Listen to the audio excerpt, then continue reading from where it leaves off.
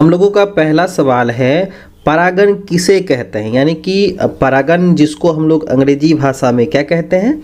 Pollination कहते हैं।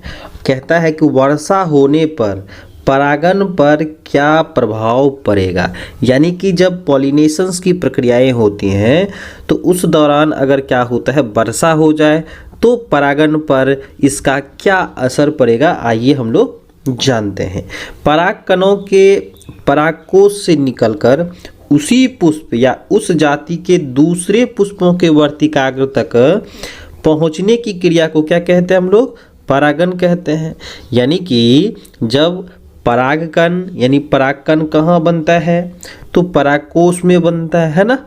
और परागकोश से निकलकर क्या होता है, पुष्प या उसी जाति के दूसरे पुष्प के वर्तिकाग्र पर आकर के गिरता है। तो उसी प्रक्रिया को हम लोग क्या कहते हैं? परागन कहते हैं। हम लोग इसको इस तरह से डिफाइन कर सकते हैं कि परागकण का परागकोश से निकलकर वर्तिकाग्र तक के स्थानांतरण को हम लोग क्या कहते हैं? परागन कहते हैं। अब आइए आगे देखते हैं कि वर्षा होने पर वर्तिकाग्र पर पहुँचे परागकण भी झड़ जाते हैं। यानी कि जब वर्षा जल होता है ना, यानी कि जब बारिश होती है तो वर्तिकाग्र पर पहुँचे परागकण भी क्या हो जाते हैं? वर्तिकाग्र से अलग हो जाते हैं, जिससे परागन की क्रिया क्या होती है? नहीं हो पाती हैं। तो इस तरह से यह क्या होता है? प्रभावित होता है। दूसरा सवाल है, कायिक प्रवर्धन क्या होता है? यानी अंग्रेजी भाषा में इसको क्या कहते हैं? वेजिटेटिव प्रोपगेशंस कहते हैं। चलिए अब हम लोग इसको सॉल्व करेंगे। जनन की उस प्रक्रिया को हम लोग कायिक प्रवर्धन कहते हैं, जिसमें क्या होता है, पादप शरीर जो होता है ना का कोई वर्धी भाग किसको बोले? जड़ को, तना को, पत्ती को, ये सब के सब क्या होते हैं? वर्धी भाग होते हैं ना।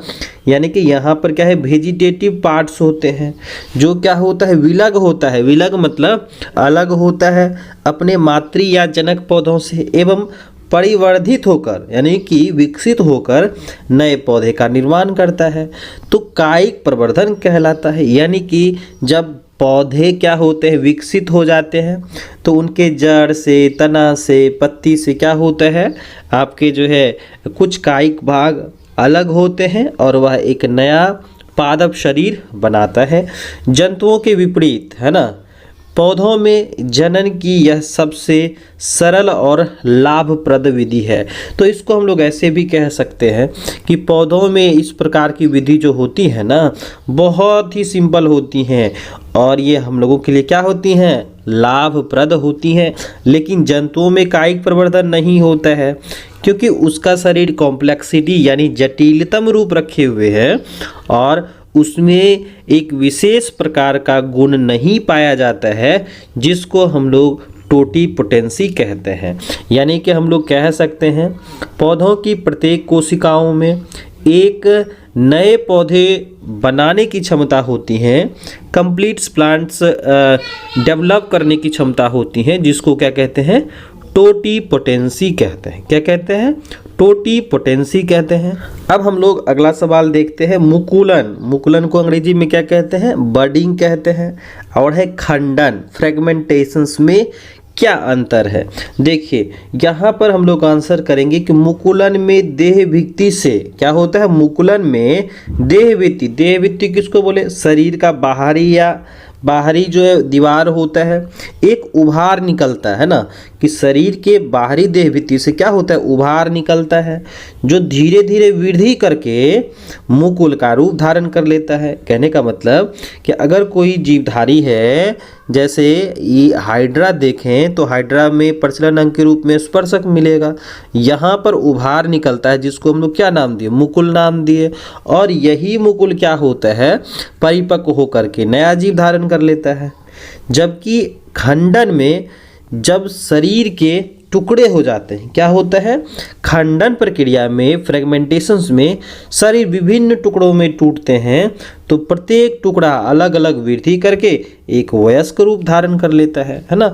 जैसे स्पाइरोगायरा में होता है, ये सारे के सारे। ठीक है। अगला सवाल है, स्त्री में होने वाले लैंगिक चक्र को समझाएं। यानी कि स्त्रियों में जो साइक्लिक चेंजेस होते हैं, इन सारी प्रक्रियाओं को हम लोग कैसे लिखेंगे? स्त्रियों में क्या होता है, यौवनारंभ यानी कि जिसको हम लोग पुबर्टी कहते हैं, सामान्यतः 10 से 12 वर्ष की आयु में आरंभ होती है। कहने का मतलब कि जो हमारा शरीर है, हमारे शरीर में कुछ परिपक्वताएं आती हैं, कुछ चेंजेज होते हैं, और उसके दौरान क्या होता है, उसके बाद क्या होता है, हमारे शरीर में युग्मक बनने लगते हैं, है ना। तो अर्थात इस उम्र में स्त्री में जनन क्षमता आरंभ हो जाती है। कहने का मतलब कि यहाँ पर जो स्त्रियों के शरीर में कुछ बदलाव के कारण ना क्या होता है, जो क्षमताएं होती हैं एक नए जीवों को जन्म देने की, वह जो है उपलब्ध हो पाती है, तथा आंतरिक जननांगों में कुछ चक्रीय क्रियाएं होती हैं, यानी कि जो उनके सेक्स ऑर्गन्स होते हैं उसमें क्या होता है, साइक्लिक चेंजेज होते हैं, जिसे क्या कहते हैं, मासिक चक्र या रजोधर्म या मासिक स्राव कहते हैं। क्या होता है कि यह चक्र जो होता है ना 28 दिनों तक चलता है। होता क्या है कि यह चक्र जो है 28 दिनों का रिपीटेशंस होता है, और इस सामान्य स्थिति में प्रत्येक 28 दिन पर इसकी पुनरावृत्ति होती है या 30 दिन पर होती है। इसीलिए इसको हम लोग क्या कहते हैं, मासिक चक्र कहते हैं। क्या कहते हैं, मासिक, या इसी को हम लोग मेंस्ट्रुअल कहते हैं, या इसको माहवारी कहते हैं। और इस स्थिति में जो है MC कहते हैं। क्या कहते हैं, MC कहते हैं, मेंस्ट्रुअल साइकिल कहते हैं, जो स्त्रियों के शरीर में होता है। ठीक है, अगला सवाल है पुनर्जनन क्या होता है ना, रीजनरेशंस क्या होता है। चलिए, यह जनन की एक विधि होती है। क्या होती हैं, यह जनन की एक विधि होती है ना। इस जनन में जीवों का शरीर किसी कारण से 2 या 2 से अधिक टुकड़ों में खंडित हो जाता है, यानी कि कोई भी जीव शरीर है वह क्या होता है, विभिन्न टुकड़ों में बंट जाता है, जैसे वो प्राकृतिक कारणों से हो या कृत्रिम वजह से हो, तथा प्रत्येक खंड अपने खोए हुए भागों को क्या करता है, विकसित करता है और पूर्ण रूप से नए जीवों में परिवर्तित हो जाता है। तो यह क्या होता है ना, सामान्य जीवन यापन करता है। कौन सा हिस्सा, जो टुकड़ा में बटा है ना। इस प्रकार के जनन स्पाइरोगायरा में, हाइड्रा में और प्लानेरिया में देखने को मिलते हैं। जैसे अगर हम लोग प्लानेरिया की बात करें तो प्लानेरिया जो है कुछ इस तरह का जो है स्ट्रक्चरली डायग्रामेटिक रूप से होता है। अब क्या होता है, प्लानेरिया जो है विभिन्न टुकड़ों में बंटते हैं। जैसे यहाँ पर आप देख सकते हैं, पहला टुकड़ा हो गया, ये बीच वाला टुकड़ा हो गया, और ये सबसे लास्ट वाला टुकड़ा हो गया। जब क्या होता है, यहाँ पर ये सारे के सारे हिस्से टूट गए तो पुनः जो है जो ऊपर वाले हिस्से हैं हेड की तरफ जो है इस तरह से यहाँ पर क्या होगा, ये पूरा का पूरा बॉडी बनाएगा। फिर जो बीच वाला पोर्शन है ये जो है क्या क्या बनाने वाला है, ये शीर्ष बनाने वाला है और इधर टेल पोर्शंस बनाने वाला है। फिर जो नीचे वाला पोर्शंस है यहाँ पर इस तरह से, तो ये क्या करेगा, ऊपर वाला हिस्सा यानी कि इस तरह से क्या करेगा, ये निर्मित करेगा। तो यहाँ पर देखिए एक परिपक्व प्लानेरिया क्या करते हैं, परिपक्व करते हैं और विभिन्न हिस्सों में, चाहे वो किसी कारण से बटे, 3 हिस्से में बटे, तो यहाँ पर क्या होता है, 3 संतति बनाते हैं। ठीक है, तो इसी को हम लोग क्या कहते हैं, रीजनरेशन कहते हैं, यानी कि पुनर्जनन कहते हैं। चलिए अगला सवाल है गर्भ निरोधक युक्ति अपनाने के क्या कारण हो सकते हैं। तो होता क्या है कि जनन जो होता है ना, एक ऐसा प्रक्रम होता है जिसके द्वारा जीव अपनी समष्टि यानी कि जो संतति होती है, जनसंख्या होती है, उसमें वृद्धि करते हैं। एक समष्टि में जन्म दर एवं मृत्यु दर उसके आकार का निर्धारण करते हैं। क्या करते हैं, आकार का निर्धारण करते हैं। जैसे जनसंख्या का विशाल आकार बहुत लोगों के लिए चिंता का विषय है, जैसे कि पॉपुलेशन बढ़ रहा है ना, तो यह जो है हमारे पूरे जन समुदाय के लिए जो है एक सबसे बड़ी क्या हो गई है, चिंता का विषय बन गया है। क्योंकि जब जनसंख्या होगी तो उसको जीवित रहने के लिए भोजन चाहिए, है ना, पहनने के लिए कपड़े चाहिए, रहने के लिए घर चाहिए, और हम लोगों के पास आवास क्या है, सीमित है।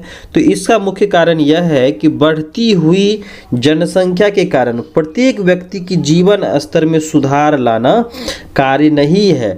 अतः जनसंख्या, बढ़ती हुई जनसंख्या पर नियंत्रण रखना बहुत ज़रूरी होता है। कहने का मतलब कि अगर अधिक जनसंख्या हो जाएगी तो फिर हम लोग उसको रोटी, कपड़ा और मकान कैसे उपलब्ध करा पाएंगे।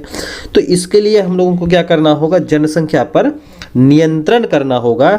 इसीलिए गर्भ निरोधक युक्तियाँ अपनानी चाहिए, क्योंकि अगर हम लोग इस तरह की युक्तियाँ अपनाते हैं तो फिर जो है संतानें कम उत्पन्न होती हैं और उस संतान को हम लोग क्या कर पाते हैं, अच्छे से भरण पोषण कर पाते हैं। चलिए अगला सवाल है, विखंडन क्या होता है या कितनी विधियों से होता है, यानी फ्यूजन्स क्या होते हैं।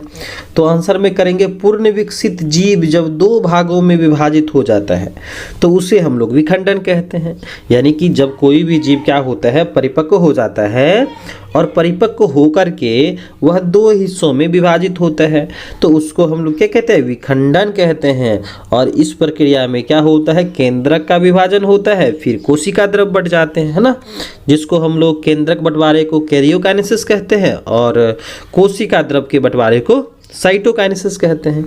यह एक प्रकार का अलैंगिक जनन है, याद रखिएगा। जो आपके विखंडन है क्या है, अलैंगिक जनन का प्रकार है जो सामान्यतः दो विधियों द्वारा संपन्न होता है।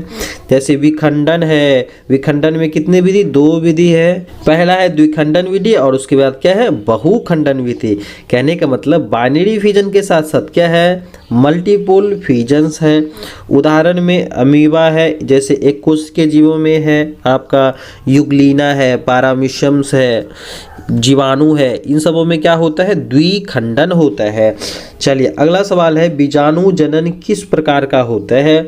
तो याद रखिएगा, बीजाणु जनन यानी स्पोरुलेशंस जो होता है, कवक में, मौस में, शैवाल आदि में बीजाणु निर्माण अलैंगिक जनन की मुख्य विधि होती है।